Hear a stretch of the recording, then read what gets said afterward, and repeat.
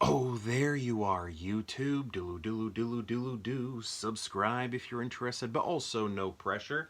Hey, just giving a little recap, a little review of House of the Dragon Episode 4, which is titled The Red Dragon and the Gold.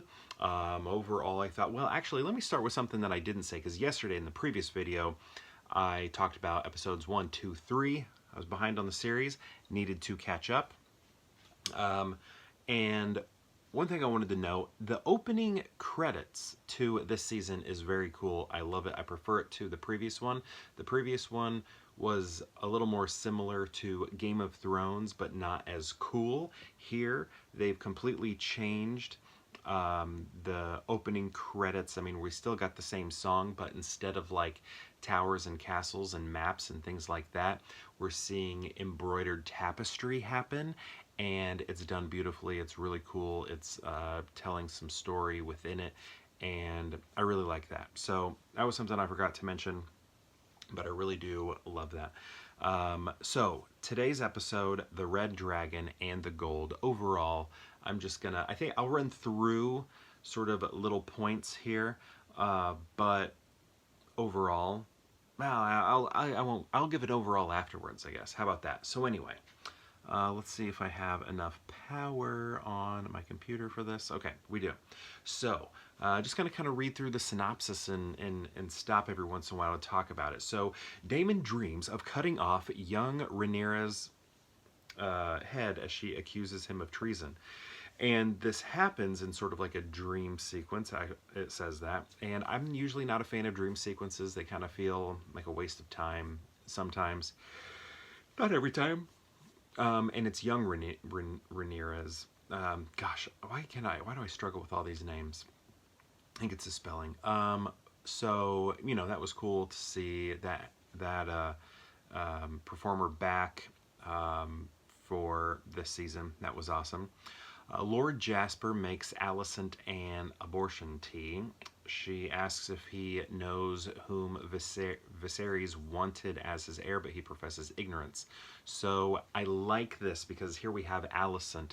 It's clearly on her mind, thinking that Viserys really did not want Aegon II to be king. And Rhaenyra's told her this, and you could see her gears turning like, oh my goodness, is this true? So I like that it's still in her head. You know, she said it's too late, but it's eating away at her. She knows that it really is. I mean, I feel like that solidified it.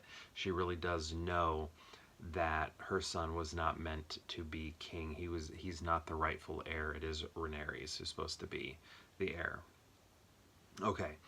Aegon is frustrated. Speaking of Aegon, Aegon is frustrated in council, finding Aemond and Criston have planned campaigns without him, including besieging Rook's Rest instead of Harrenhal. So yeah, you know, Aegon, he is sort of being dismissed at council all the time because he's just, what's the word, brash, is that the word? He acts without thinking. He makes rulings without thinking things through. He doesn't find wisdom valuable and things like that, and people are seeing that. And you know, he's a party guy, so everybody's just kind of, you know, let's get some things done without him. So his brother Aemond and Criston, you know, the guy who impregnated his mom and is why she needed that tea, are working together to get Rook's Rest instead of Harrenhal. And remember, Harrenhal is where Daemon is right now. Okay, Criston beheads Lord Darklyn, who refuses allegiance. Daemon meets Alys Rivers. We have Alys, we have Alicent. Daemon meets Alys Rivers, who calls Harrenhal haunted and gives him a drink. Then he sees his wife's ghost while in council. So yeah, he's having even more dream sequences. He's on, I mean, she's kind of like a witch, I guess. She kind of seems like a witch. So yeah, he's like got all these hallucinations going and things like that. I don't quite fully follow what all this is about, other than him reflecting on his past and realizing he's made a lot of bad decisions and things like that, especially with the dream with Rhaenyra before. Aegon removes Alicent's history. What? Okay, well, it says Alicent's history books, but they're actually Viserys.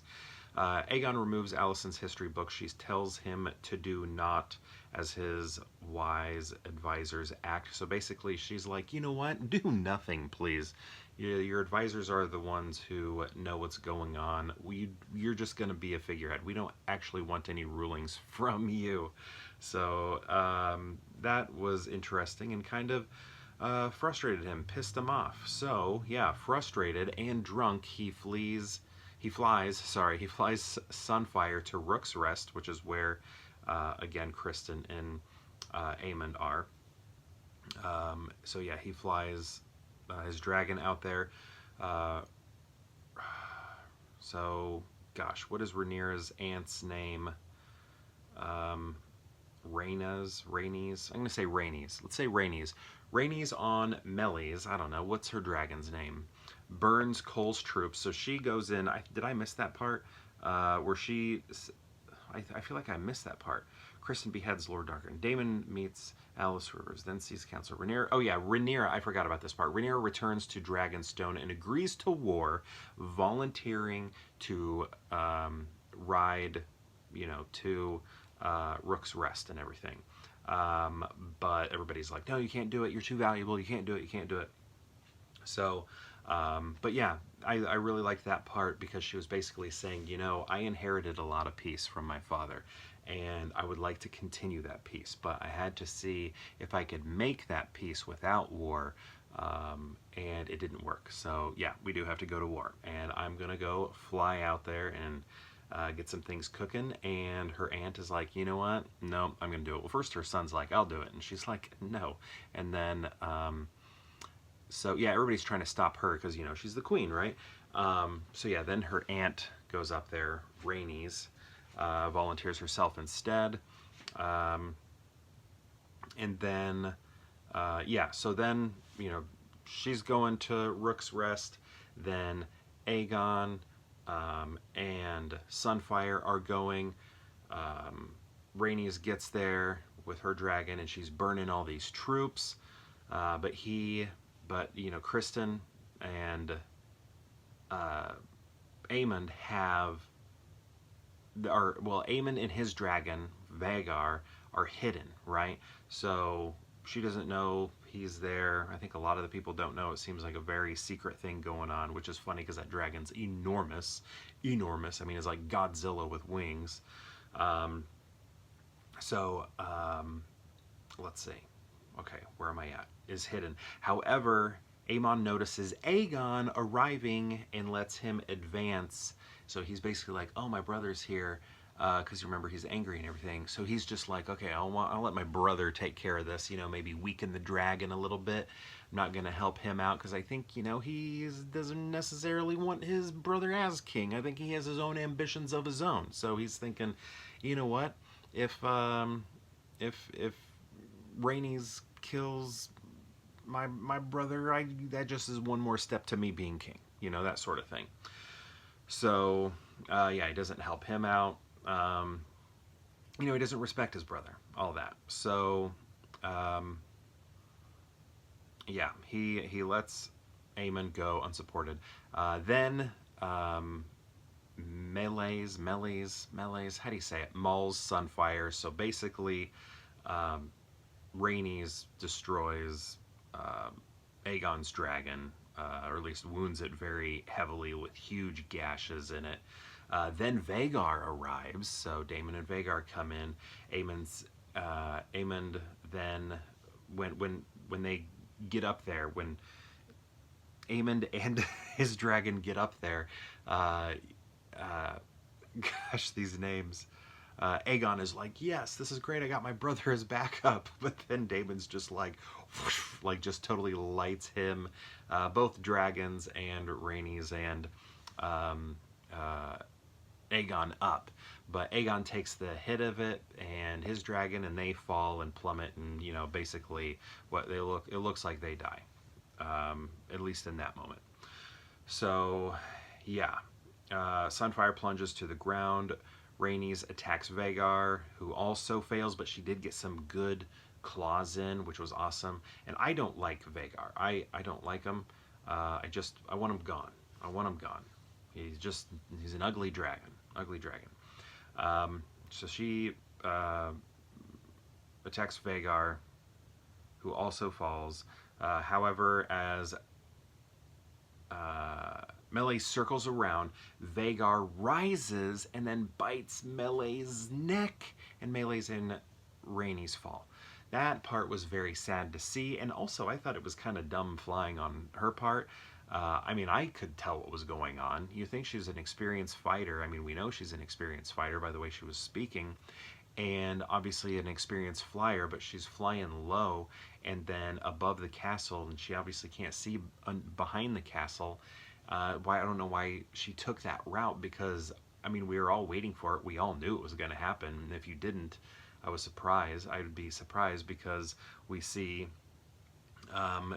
we see Vhagar come up and then bite Meleys' neck, and it's just like, how'd you not see that coming? Why weren't you? You know, you're circling back to find him, and you're not seeing him. Why do you just fly over this one spot where you have no idea what's behind it, and then you end up getting your dragon and yourself killed? So I was a little frustrated with that. It was very sad, and I just didn't like it because it didn't seem like an action that a seasoned flyer and fighter would do. It was still very epic and everything, but it did take me out of the show for a brief moment, because I was like, this seems uncharacteristic of this person. I think they would know better than to just fly over the castle like that, because it's very clear, you know, if we're not seeing him anywhere else, he's going to fly up from behind the castle. I mean, it was not even a jump scare, because it was so obvious what was going to happen, unfortunately. Let's see. So yeah, so she's gone. Rhaenyra's aunt is gone, and Cole awakens from being stunned. What is that? Oh yeah, Criston Cole awakens from being stunned because he got knocked out, and he finds Aemond and also Aegon lying. Here it says lying prone, but yeah, I mean, he looks pretty much dead. The dragon looks near death. So we'll see what happens. I think he won't make it, and I think that'll be good for the show, because with Rhaenys, her death, I felt like, you know, that was big, but it was one that I was not like, oh my gosh, I can't believe they killed her off. It seemed expected. But with Aegon, that one is pretty big deal. That's a pretty big deal, and that's what I liked about Game of Thrones, sort of, and it was something I liked and disliked. Disliked because, you know, you'd lose some of your favorite characters, but that was the thing. They would kill off fan favorites. They would just kill off these people that you've gotten to know, and then they were just like gone.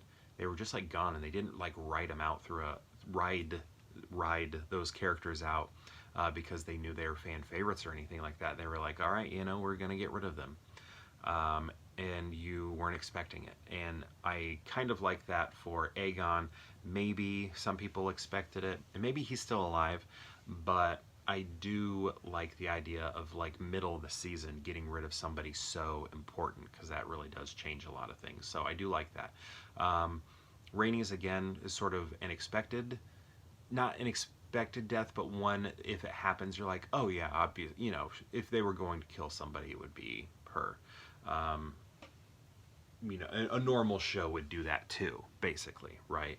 But a show that sort of maybe prides themselves on making unexpected turns through the deaths of characters that you don't see coming, I think Aegon is a little bit better. Important, big characters, right? So I thought that was good. So anyway, yeah, I'm excited to see where things go. How is this going to shake up things? Is he alive?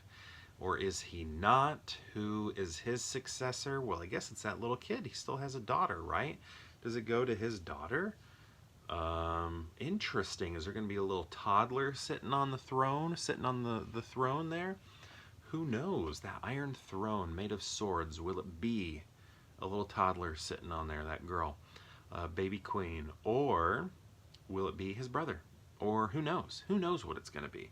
But I'm excited to find out. Maybe they'll just be like, you know what, with him gone, we're just going to go ahead and give it to you, Rhaenyra. And then the show's over. That's not true, because we have what? I think we're only at the midway point, right? So it looks like we have maybe 4 more seasons, at least according to, sorry, 4 more episodes according to this. So we're halfway through. This is midterms. This is midterms. Anyway, what did you think of the episode? I really liked it, except for just that that part at the end. Like, it was cool. It was a cool battle. All of that was really awesome, but I do feel like Rhaenys is more seasoned and would not have made such a mistake, an obvious like goof like that. So yeah, I don't know what else they could have done. Made it a better sneak attack, but that one, I don't know. I felt bad for her, because it seemed, I knew what was going to happen, and I think everybody else who was watching did. And it was still very sad and emotional, but it made it seem like she wasn't as seasoned as she was. I don't know. Anyway, what did you think? I'd love to know. How do you like this show? Perhaps we'll see you tomorrow for more Pure Hangout.